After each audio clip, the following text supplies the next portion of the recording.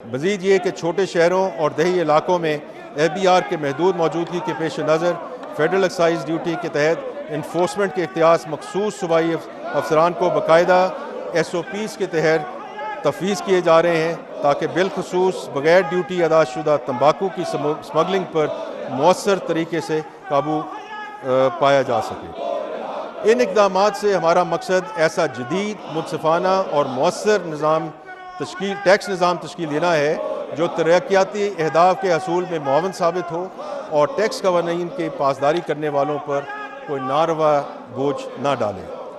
جناب اسپیکر، یہ اقدامات واضح پیغام دیتے ہیں کہ قانون کی پابندی کرنے والے افراد اور کمپنیوں کو سہولیات فراہم کی جائیں گی اور ٹیکس چوری کرنے والوں کا مؤثر احتساب کیا جائے گا۔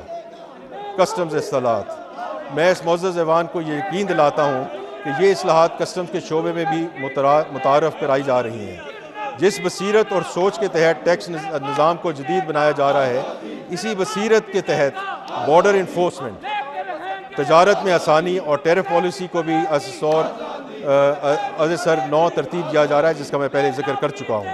اب کسٹم صرف سرحدوں پر نگرانی تک محدود نہیں رہا، بلکہ ایک جدید ڈیٹا پر مبنی ادارہ بن رہا ہے جو ملکی معیشت کا تحفظ اور صنعت کی معاونت کر رہا ہے۔ اہم بات یہ ہے کہ اشیاء کی پری ارائیول کلیئرنس کو فروغ دینے، بندرگاہوں پر کلیئرنس میں لگنے والے وقت اور مقدمات میں کمی لانے کے لیے قانونی ترامیم کی جا رہی ہیں۔ یہ تمام اقدامات کسٹمز کو ایک شفاف، مؤثر اور ٹیکنالوجی سے آراستہ ادارہ بنانے کی وسیع تر بصیرت اور سوچ کا حصہ ہے۔ جناب اسپیکر، ہم صرف طریقہ کار کی اصلاحات نہیں کر رہے، بلکہ اپنے ریاستی معاشی معاہدے کی بنیادوں کو بھی از سر نو تشکیل کر رہے ہیں۔ یہ تبدیلی ایڈ ہاکزم سے مستقل نظام، مراد کے بجائے کارکردگی اور خاموشی کی بجائے احتساب کی طرف منتقلی ہے۔ ہم ایک ایسا مضبوط، ڈیجیٹل طور پہ مربوط اور انفورسمنٹ پر مبنی ٹیکس نظام مرتب کر رہے ہیں جو قانون کی پاسداری کو فروغ دے، ٹیکس چوری کے راستے بند کرے اور ہماری اقتصادی خود مختاری کو یقینی بنائے۔ یہ اصلاحات آسان نہیں مگر انتہائی ضروری ہیں۔ ہم ایک ایسے ٹیکس نظام کی بنیاد رکھ رہے ہیں جو منصفانہ، شفاف اور پاکستان کے عوام کے لیے قابل اعتماد ہو۔ ہم اپنے اس مقصد میں نہایت واضح اور پرعزم ہیں۔ کاربن لیوی، جناب اسپیکر، فوسل فیول کے زیادہ استعمال کی حوصلہ شکنی اور موسمیاتی تبدیلی اور گرین انرجی پروگرامز کے لیے مالی وسائل مہیا کرنے کے لیے یہ تجویز کیا جا رہا ہے کہ مالی سال 2025-26 کے لیے پٹرول، ہائی سپیڈ ڈیزل اور فرنس آئل پر 2.5 روپے فی لیٹر کی شرح سے کاربن لیوی عائد کی جائے، جو مالی سال 2026-27 میں بڑھا کر 5 روپے فی لیٹر کر دی جائے گی۔ اس کے علاوہ فرنس آئل پر پیٹرولیم لیوی بھی وفاقی حکومت کی جانب سے اعلان کردہ شرح کے مطابق عائد کی جائے گی۔ توانائی کے شعبے میں گردشی قرضوں پر سرچارج کی ادائیگی، جناب اسپیکر، پاکستان کے توانائی کے شعبے پر ناقابل برداشت گردشی قرضوں کا بوجھ ہے جو گزشتہ مالی سال کے اختتام پر 2,393 ارب روپے تک پہنچ چکا تھا۔ اس گردشی قرضے پر قائبوں کے علاوہ 2% سے 5.4% تک مالیاتی چارجز عائد ہوتے ہیں اور مالی سال 2025 میں اس کی متوقع لاگت 454 ارب روپے تک پہنچنے کا اندیشہ ہے۔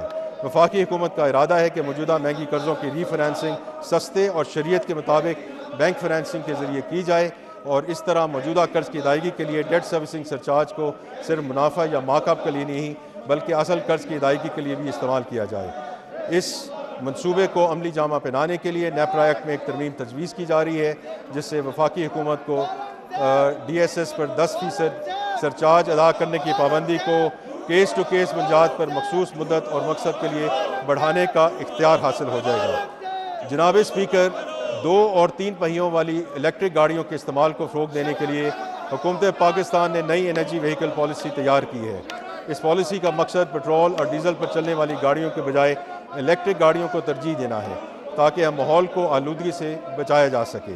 اس پالیسی کے تحت گاڑیوں کی تیاری اور فروخت کو فروغ دینے کے لیے ایک لیوی عائد کرنے کی تجویز ہے جو معدنی تیل استعمال کرنے والی گاڑیوں کی فروخت اور درآمد پر انجن کی طاقت کے مطابق مختلف درجوں پر لاگو ہوگی۔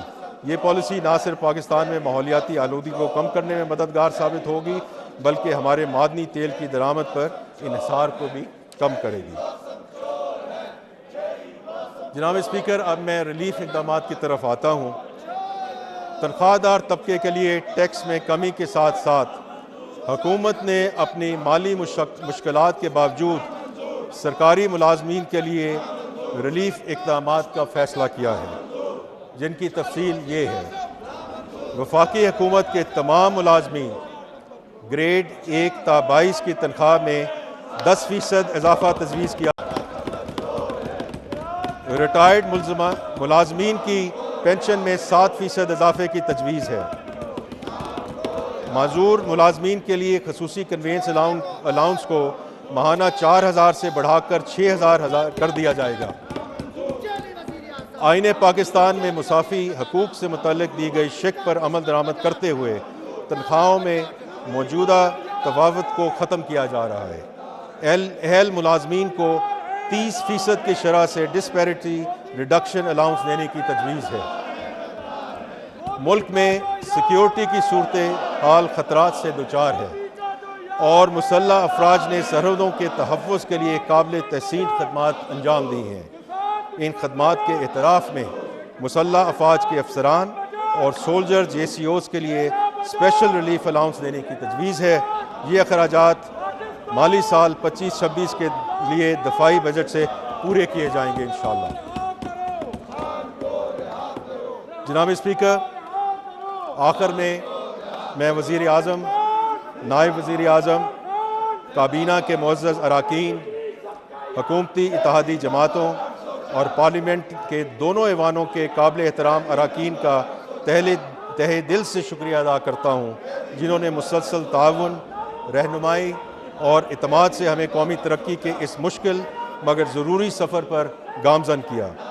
میں finance division, FBR، planning division, وزارت قانون اور دیگر متعلقہ اداروں کی انتھک محنت اور پیشہ ورانہ لگن کو خراج تحسین پیش کرتا ہوں، جنہوں نے اس بجٹ کی تیاری میں کلیدی کردار ادا کیا۔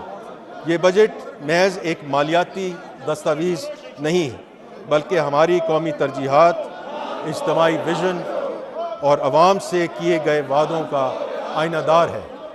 جناب اسپیکر، میں ایک دفعہ پھر دہرانا چاہوں گا کہ ہم نے حالیہ ہفتوں میں جس طرح دشمن کی جارحیت کے خلاف یکجہتی، جرأت اور قومی عزم کا مظاہرہ کیا، وہ ہماری تاریخ کا روشن باب ہے۔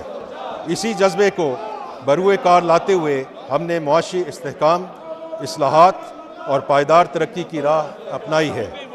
آج پاکستان ایک نیا سفر شروع کر رہا ہے، ایسا سفر جو ہر فرد، ہر طبقے اور ہر خطے کو ترقی کے ثمرات پہنچانے کا عزم رکھتا ہے۔ میں یہاں خاص طور پر اپنی اتحادی جماعتوں کا شکریہ ادا کرنا چاہتا ہوں، جنہوں نے مشکل فیصلوں میں حکومت کا بھرپور ساتھ دیا اور قومی مفاد کو ذاتی یا جماعتی مفاد پر ترجیح دی۔